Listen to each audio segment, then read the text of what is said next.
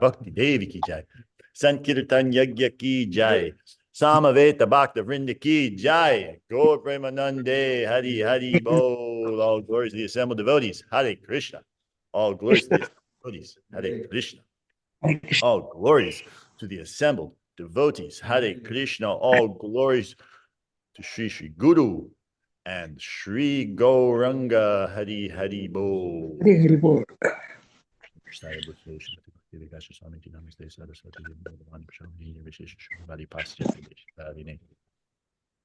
Today we are studying and reading from the Srimad Bhagavatam, Canto 2. Canto 2, Chapter 6, Verse 23.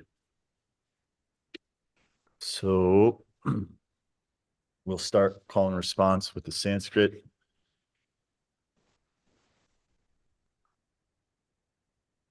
Yadasya nabhyanalinad.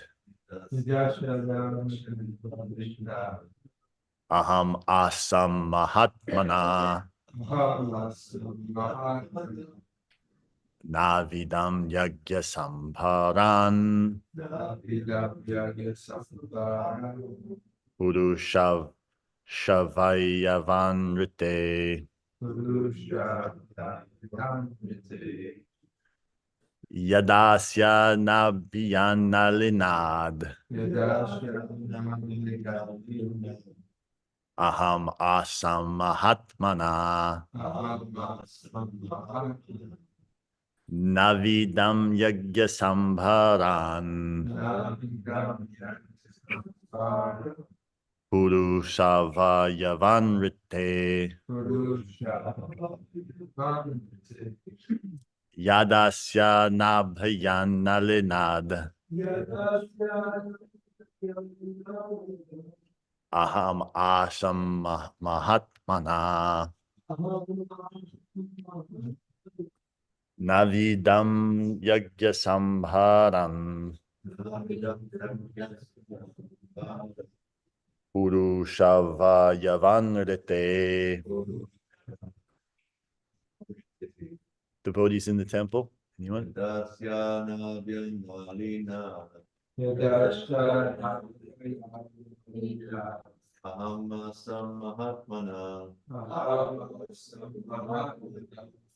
Vidam yagya samvaran. Purushavaya Vanrite.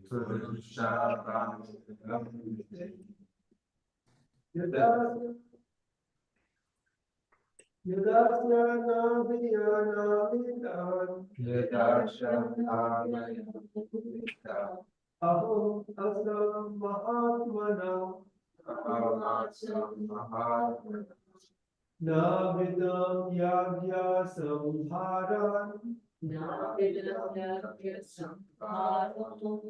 Purushavaya Vanrite. Yadasya Navayanalina. Yadasya Nabhyanalinad.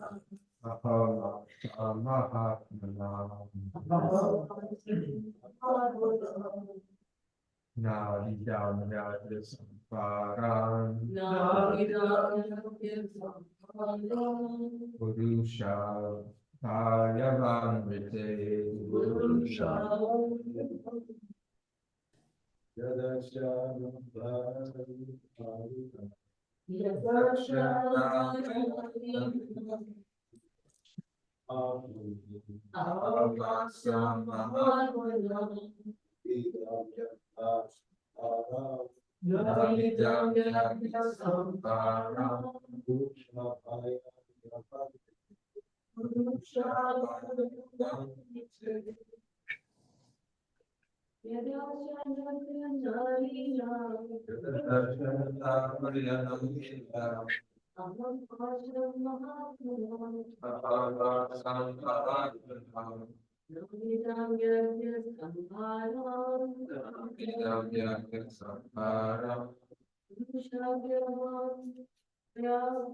Vanrite.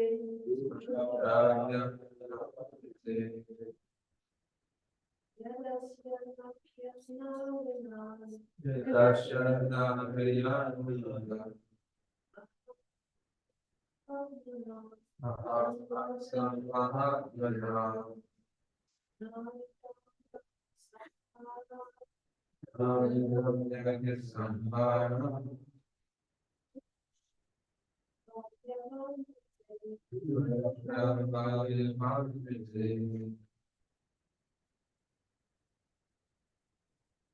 Anyone online would like to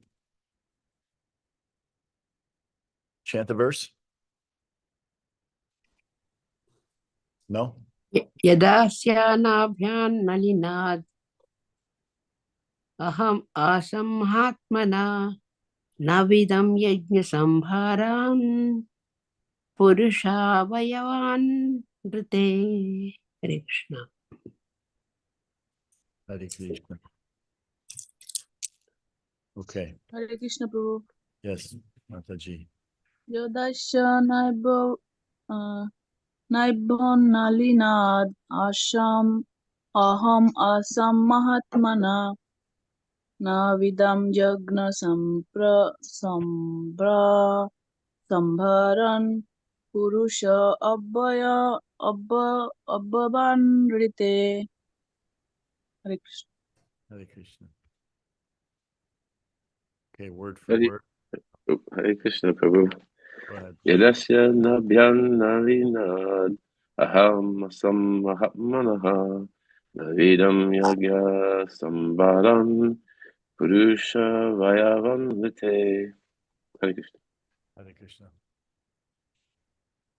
Okay, synonyms. Yada, at the time of. Asya, his. Nabhyat, from the abdomen. Nalinat, from the lotus flower. Aham, myself. Asam, took my birth. Maha Atmana, of the great person. Na avidham, did not know. Yajna, sacrificial. Sabharan, ingredients. Purusha, of the Lord. Of Ayavan, personal bodily limbs. Rite, except. Translation and purport by His Divine Grace Srila A.C. Bhaktivedanta Swami Prabhupada. When I was born from the abdominal lotus flower of the Lord, Mahavishnu, the great person, I had no ingredients for sacrificial performances except the bodily limbs of the great personality of Godhead. Lord Brahma, the creator of the cosmic manifestation, is known as Swayam Bhu, or one who is born without father and mother. The general process is that a living creature is born out of the sex combination of the male father and the female mother. But Brahma, the firstborn living being, is born out of the abdominal lotus flower of the Mahavishnu plenary expansion of Lord Krishna. The abdominal lotus flower is part of the Lord's bodily limbs, and Brahma is born out of the lotus flower. Therefore, Lord Brahma is also a part of the Lord's body. Brahma, after his appearance in the gigantic hollow of the universe, saw darkness and nothing else. He felt perplexity, and from his heart, he was inspired by the Lord to undergo austerity, thereby acquiring the ingredients for sacrificial performances. But there was nothing besides the two of them, namely the personality of Mahavishnu and Brahma himself, born of the bodily parts of the Lord. For sacrificial performances, many ingredients were in need, especially animals. The animal sacrifice is never meant for killing the animal, but for achieving the successful result of the sacrifice.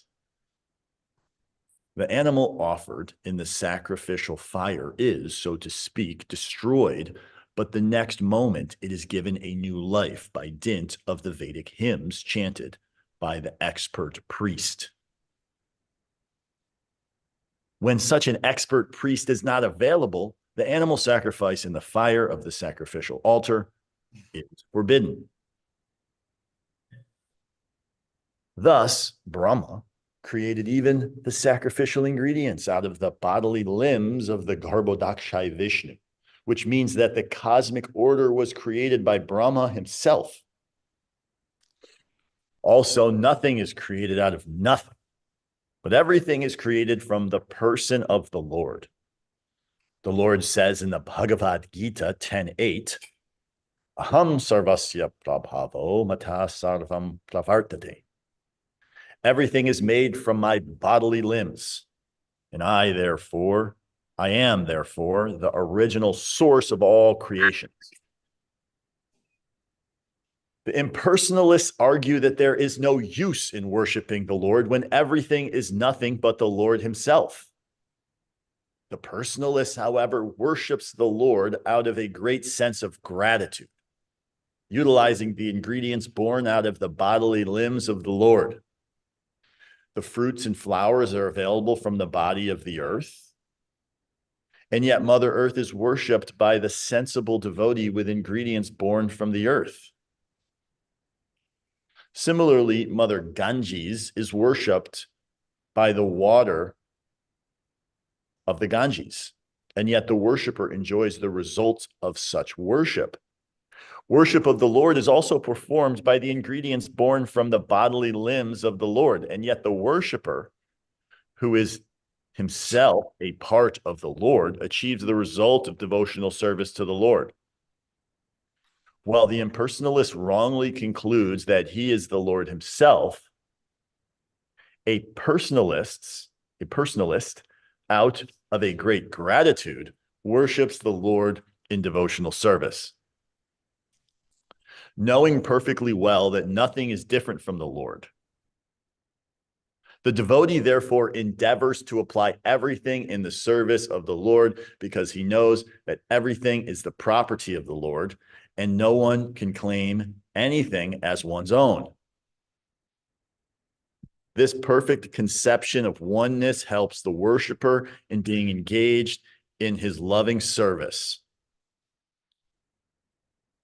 Whereas the impersonalist, being falsely puffed up, remains a non-devotee forever without being recognized by the Lord.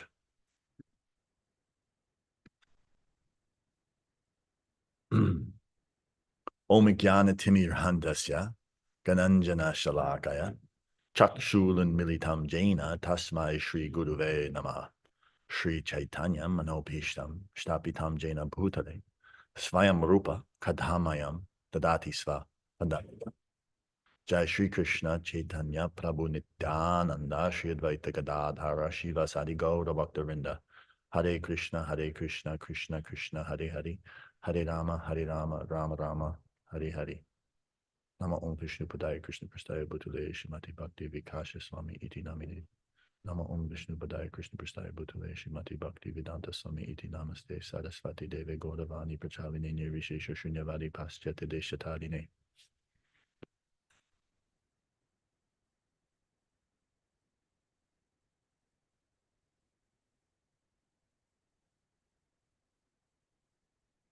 So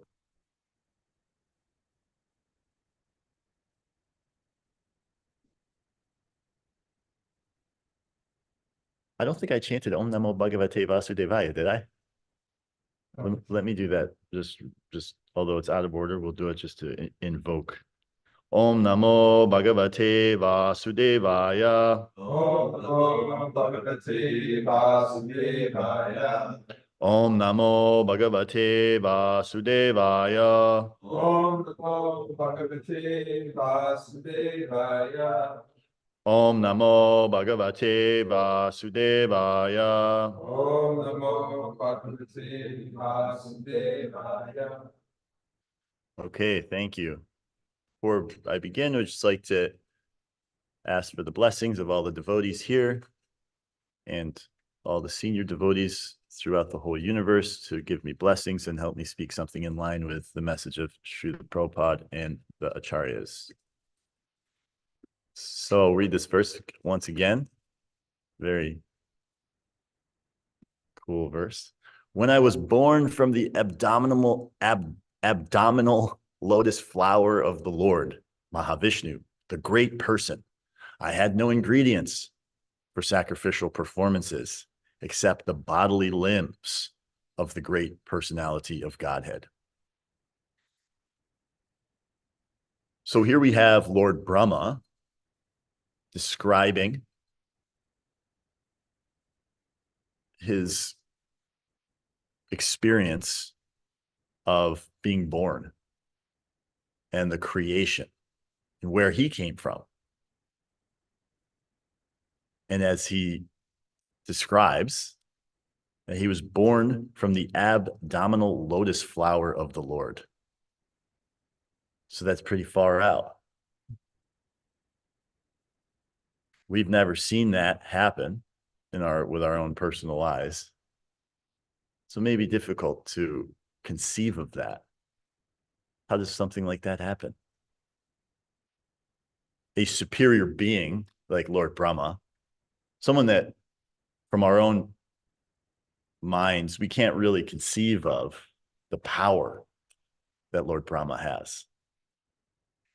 He's, as it's described in the purport here, he's creating the whole cosmic order. And the whole cosmic order is being born out of just his mental cognition. And as Brahma's describing here, he has the no ingredients from the sacrificial performances except the bodily limbs of the great personality of Godhead. Now, how could we also conceive of that? That Lord Brahma is just being born out of the lotus flower of the navel of Mahavishnu. And then he's recognizing that he doesn't have the sacrificial ingredients.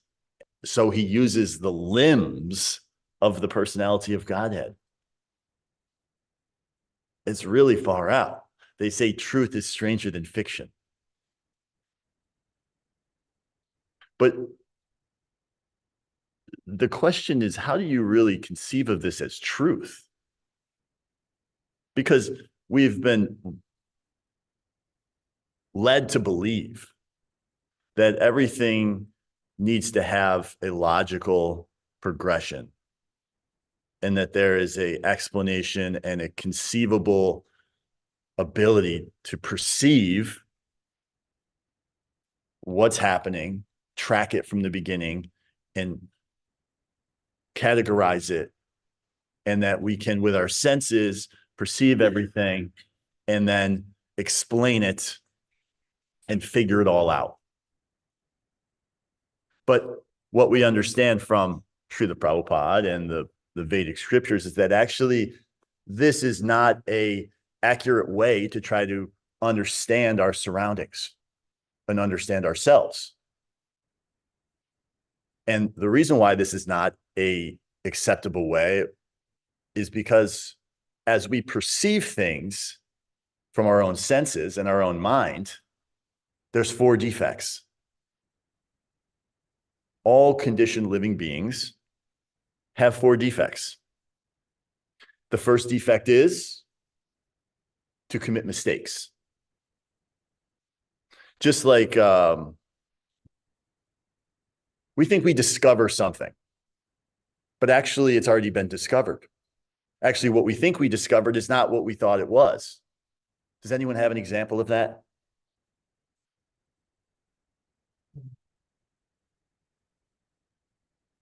Christopher Columbus discovered, right? Very good. We're sitting on an example right now. And the people who are living here, Christopher Columbus, what did he name them? Indians. Indians. Why did he name them Indians? He thought he was in India. Because he had a misconception around where he actually was. So this is the first. So what we're looking at is how can we actually understand reality? How can we understand what is our position? Can we come up with it and figure it all out with our own minds and our own senses, which is what we're told to do, which is what our modern approach is so ardently proposing? Well, the Vedas are saying no, because one, there's the four defects, the ability or the tendency to commit mistakes. And the second defect? Cheating. Well, that is one, but the one that we're saying is second is the tendency to become illusioned. And it's called pramada. And so we're illusioned. And a good example of this is that almost everyone is under the illusion that they are their body and their mind. This is an illusion. Although, and I think Einstein said, reality is an illusion, although a very persistent one. So we are consistently in illusion. And even when we can recognize that we are an illusion, many times we stick with that illusion, which leads to the next one, which is vipralipsa, or the tendency to cheat. So even when we know we're in illusion and that others are in illusion, we lie about it, or we pretend that we're not. So this is ingrained in the conditioned living entity, to have this tendency to cheat others and to cheat ourselves. Actually, Srila Prabhupada's guru, Bhakti Siddhanta Saraswati Thakur, made the statement that this society is a society of the cheaters and the cheated. And I think we can all identify with having the experience of feeling cheated. And maybe we don't identify so much with cheating others, but if we really look, we can probably see where we've done that too.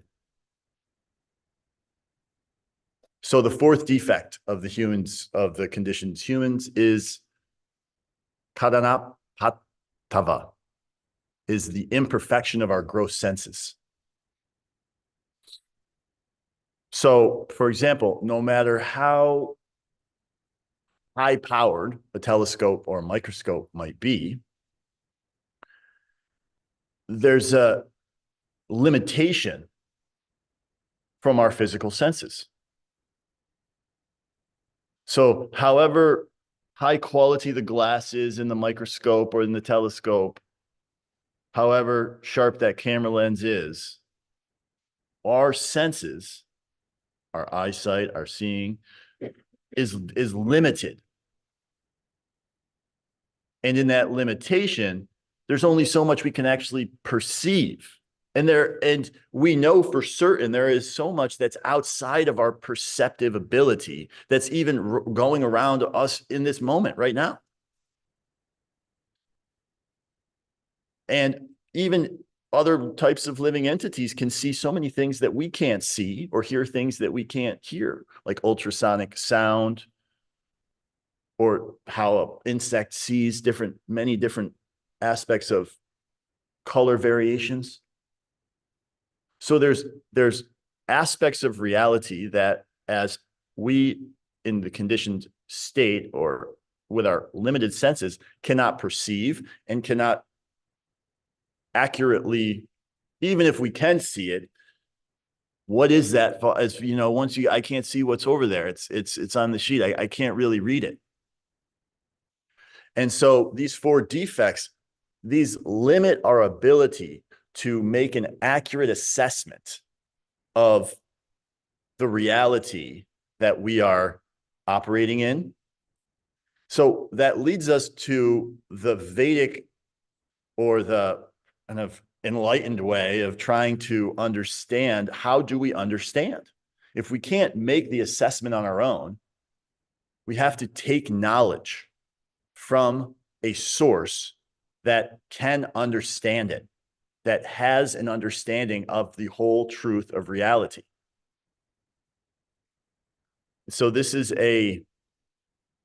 as I mentioned, a very different type of approach than what we're used to trying. So we're very eager to try to speculate about our reality, to try to come up with our own reality, and to try to figure it all out. In fact, modern science essentially is like, it's like the art of trying to become independent of the laws of nature.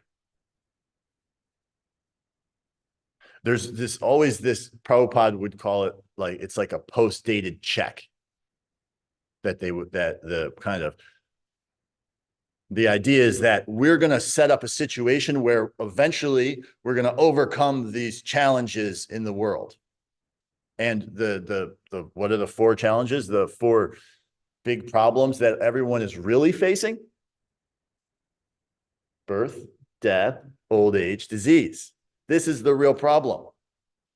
That as human beings, we ultimately are being directed to strive to overcome these problems. There's Krishna is maintaining us on the material level. So many living entities are being maintained, but we live in this state of anxiety that we're having to deal with all of our problems that are facing us on this daily, day-to-day level, thinking that we are going to, organize everything right and get what we need to so that we can be the controller and we can become independent from the laws of nature. And we look to science, and we look to the establishments, we look to the educational institutions to give us the solution, to hold our hand, and to give us safety and shelter. And we find that those institutions and those governments and those big industries, many cases, they don't have our best interest at heart, because they don't have the real understanding of the truth of who they are, because they're basing all of their direction and guidance and goals on a false premise. The false premise is that they are the controller and that they are independent from the laws of nature, and that they are their bodies, and that the point of human life is to enjoy the body. So when we surrender to this, what's described as the blind leading the blind, we end up being dragged along. Like it's said in the Srimad Bhagavatam, you're getting the blind leading the blind into a ditch. And there's a level of comfort, there's a level of, satisfaction that we're kind of operating on in this kind of material atmosphere that keeps us just good enough to keep going. But ultimately, if we're missing out, and that's a very difficult, actually, not difficult, but it's a unfortunate situation. Although we think we're in a fortunate situation because we're comfortable. But then we're not pushed towards a higher purpose.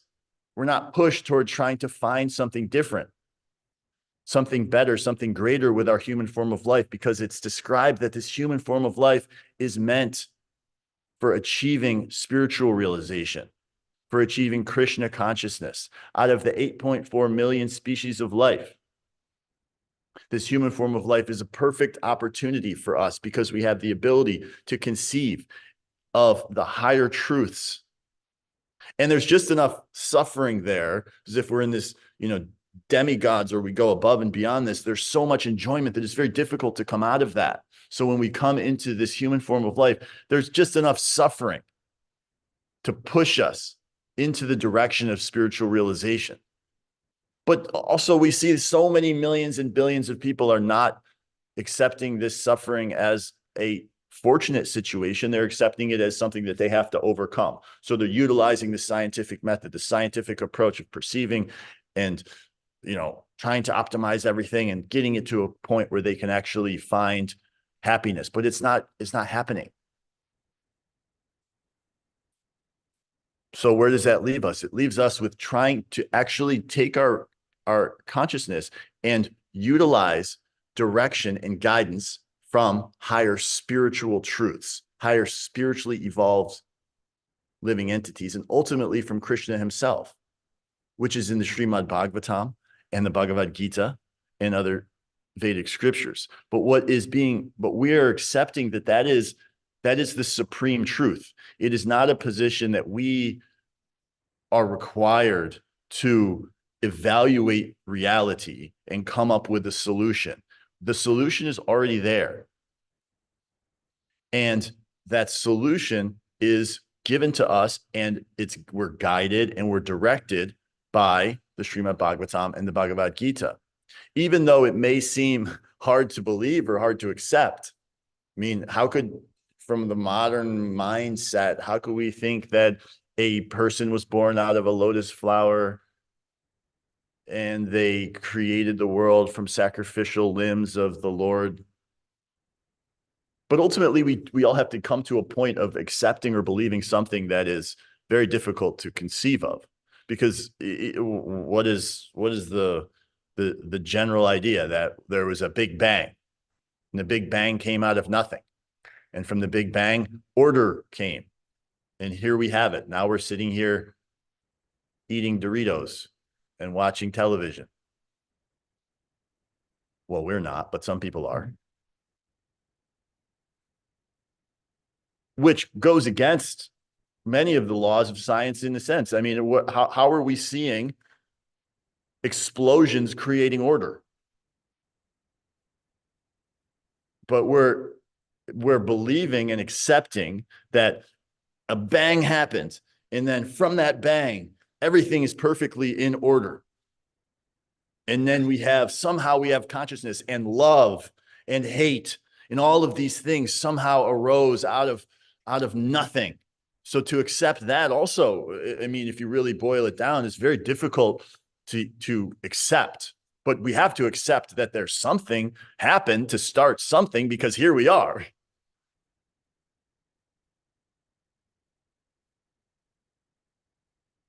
So the point that we're really trying to understand, and from this verse where it can be very difficult to conceive of, is that we're accepting knowledge from the Vedic presentation. The human beings, when we're trying to speculate and evaluate the world around us, we have the defects. We should recognize that we have these defects and accept knowledge from the higher purpose, or from the higher source, which is ultimately coming from a higher purpose in the human life, which is to come out of this conception of the physical body and the mind being who we are, because who we really are is an eternal spirit soul. And that eternal spirit soul is full of bliss and full of knowledge. So we're seeking after bliss, we're seeking after knowledge outside of ourselves, but actually it's already within us. So how do we achieve that? How do we uncover that? Well, that goes on to the next point in this verse and this purport, which is the discussion of sacrifice.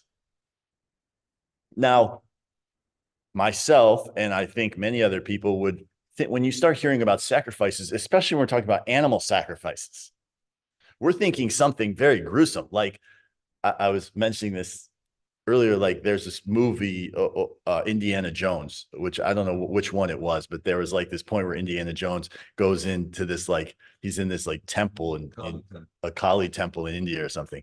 And they're like doing this crazy sacrifice, and there's fire, and they're like sacrificing monkeys or something like that. And it's just like really freaky and far out.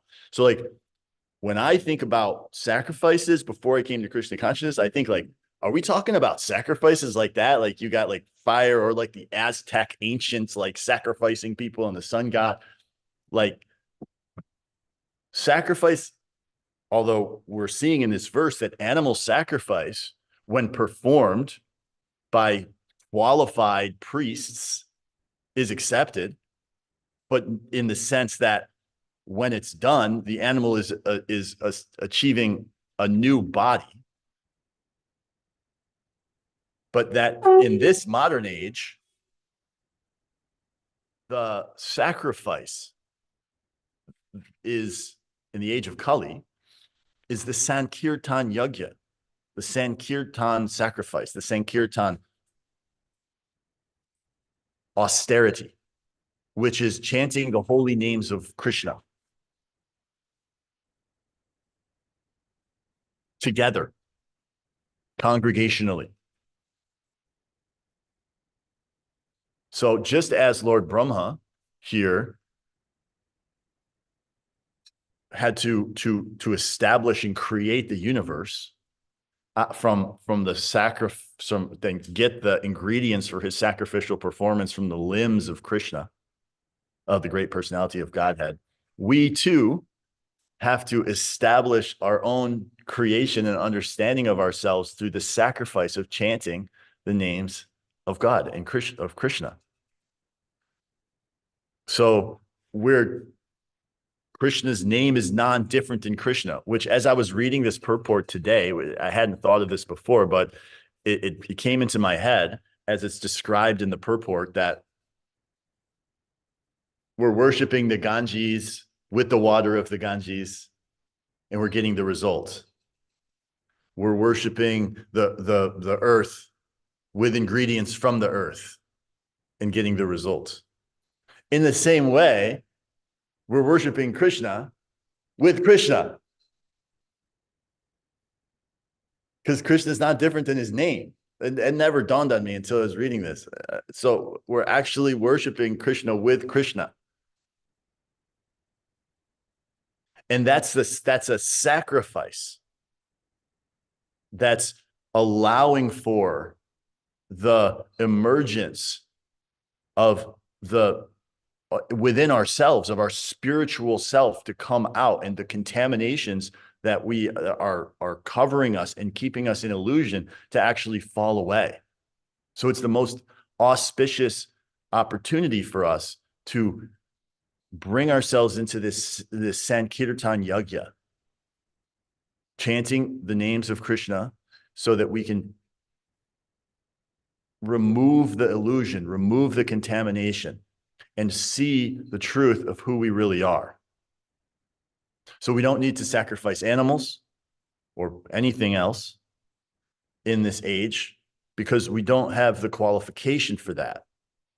What we simply can do, we've been given this very easy and simple process. Lord Chaitanya brought this to distribute the love of God to all living entities, even those that don't deserve it,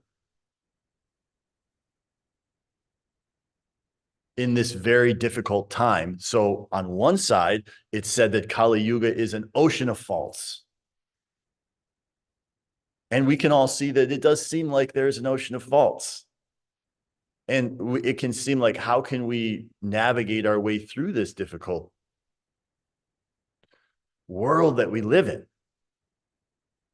But we're given the direction and the guidance to just bring ourselves back, chant Hare Krishna, perform Sankirtan. And from there, everything will blossom out like the lotus flower, like Lord Brahma coming out of the lotus flower of Krishna. So we don't have to overcomplicate it. I have the tendency to do that. I'm sure this is something we if we bring it back to the source of what is really the bona fide sacrifice for this age, then we can attain the true purpose of our life.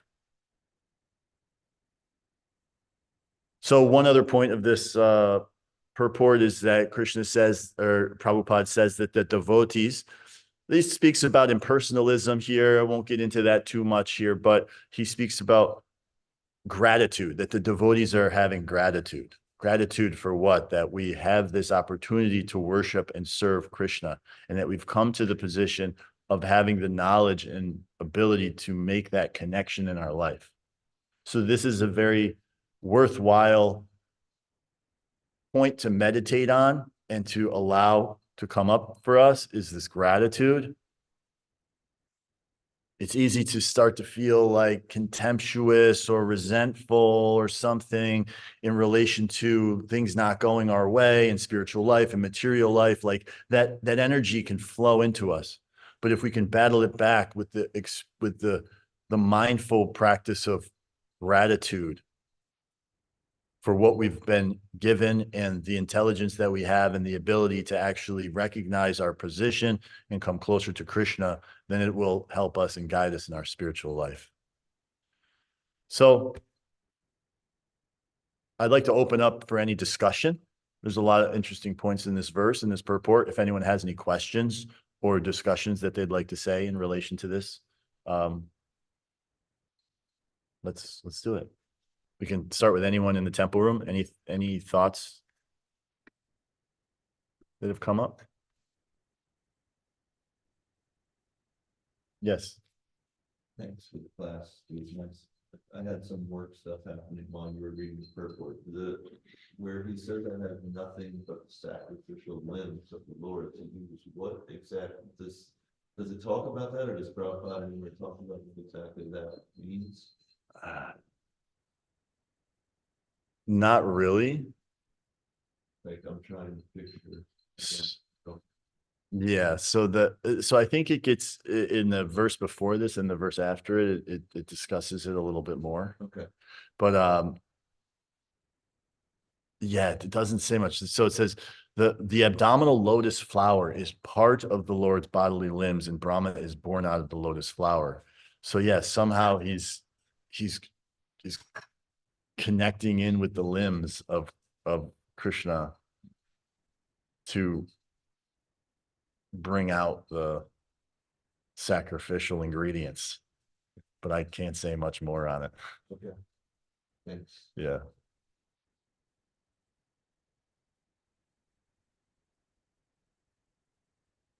The concept of animal sacrifice, even that is somewhat bewildering. Yeah. Just knowing what we know with the treatment of animals.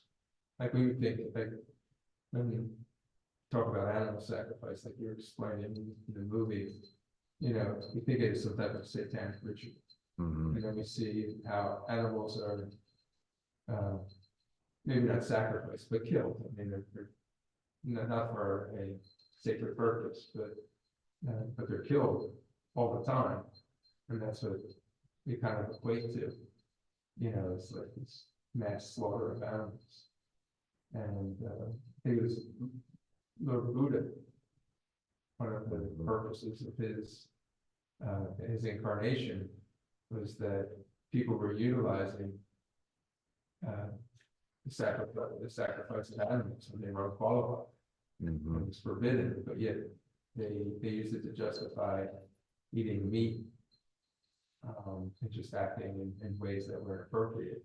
That he denounced the babies and that had to get built back up again. Mhm. So just the class made me think about that, how you know, glad for this the sacrifice of the Sankirtan movement. Yeah. That we don't have to navigate through animal sacrifice in this particular time that we're Right. Mhm. Yeah, it's one of those, another inconceivable point in this, that animal sacrificing, and yeah, it's difficult. to consider that, but as Srila Prabhupada is describing here, you know, there's a, where is it here? That the animal sacrifice is never meant for killing the animal, but for achieving the successful result of the sacrifice. The animal offered in the sacrificial fire is, so to speak, destroyed, but the next moment is given a new life by the dint of Vedic hymns chanted by the expert priests. So that's like if we try to use our conditioned mind to conceive of that, it's, yeah, we can't understand how that happens, but I guess because we have no experience yeah, of it. yeah, The only thing we have experience of is this mass slaughter of animals that Right. go on every day. yeah, And you would wonder if it was a practice that was accepted today, how it would just be misconstrued. yeah, What's the difference between one and the other? You know, Right. it could be seen all the- But all the great kings of previous ages, they all had their, like, Rajasuya, yeah, like during the coronation, the Yeah. Ashwamedha sacrifices. yeah, So it's definitely, you know, a bona fide yeah, practice. I think it was the Shankazi when he asked Lord Chaitanya, mm, because Lord Chaitanya was talking about that he came to meet, and Lord Chaitanya, you know, told him of the things that were forbidden in this age, you know, sacrificing animals is forbidden. mm. Well, unfortunately, there's plenty of animal slaughter and a sacrifice going on, but in the wrong way. So we'll keep chanting Hare Krishna, keep ourselves far away from that as we can. Just when you, in terms of gratitude, just being grateful for Yeah. the Sankirtan Yajna process. Mm-hmm. Yeah, it The saved fact that us. It's become so simple. We almost take it for granted, Yeah, the simplicity. yeah. That's where it's said, you know, the Kali Yuga is the ocean of faults, but at the same time, demigods are lining up to take birth on the Earth planet as human beings because of the ability to gain this very rare opportunity to gain the mercy of Lord Chaitanya.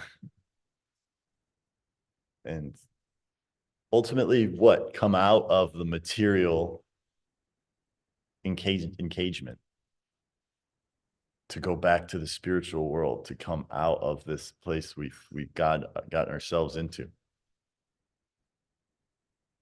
that's causing so much repeated birth and death that it has us in so much illusion.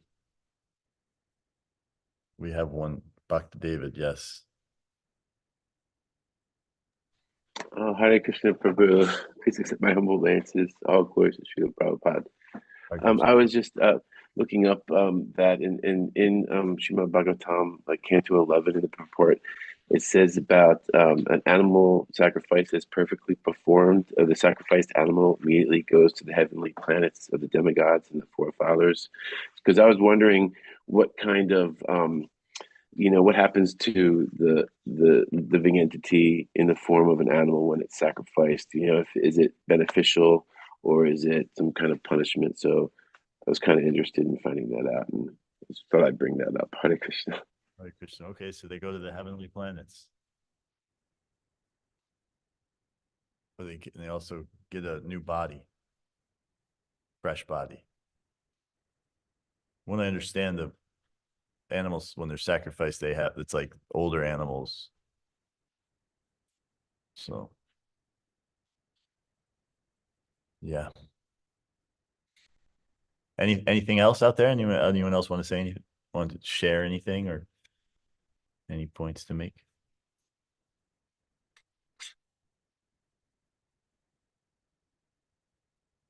All right. Well, thank you all for coming. and see you next time. Hare Krishna. Lanchakopa Trivyas Chakripa Sindhu Veba Chapatita Nam Pavani Vyo Vaishnavi Vyo Namo Namah.